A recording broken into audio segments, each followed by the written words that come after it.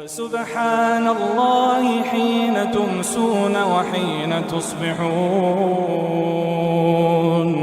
وله الحمد في السماوات والأرض وعشيا وحين تظهرون، يخرج الحي من الميت ويخرج الميت من الحي ويحيي الأرض بعد موتها وكذلك تخرجون.